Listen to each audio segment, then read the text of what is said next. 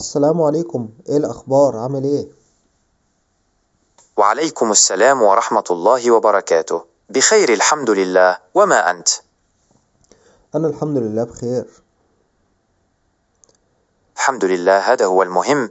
هل هناك شيء تود التحدث عنه؟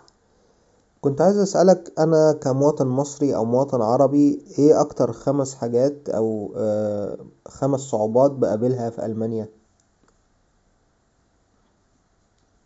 أهم الصعوبات اللي ممكن تواجهها في ألمانيا يا ريت أولها اللغة الألمانية مهمة جدا عشان تشتغل وتتعامل في البلد. ممكن كمان تلاقي صعوبة في تكلفة المعيشة لأنها أعلى شوية من بعض الدول العربية. حاجة تانية، البعد عن الأهل والأصحاب هيصعب عليك في الأول. وأخيرا، ممكن تواجه صعوبة في التعامل مع البيروقراطية الألمانية لأنها مختلفة عن الدول العربية.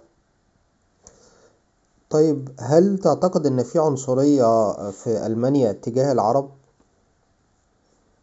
للأسف العنصرية موجودة في كل مكان في العالم، وألمانيا ليست استثناء.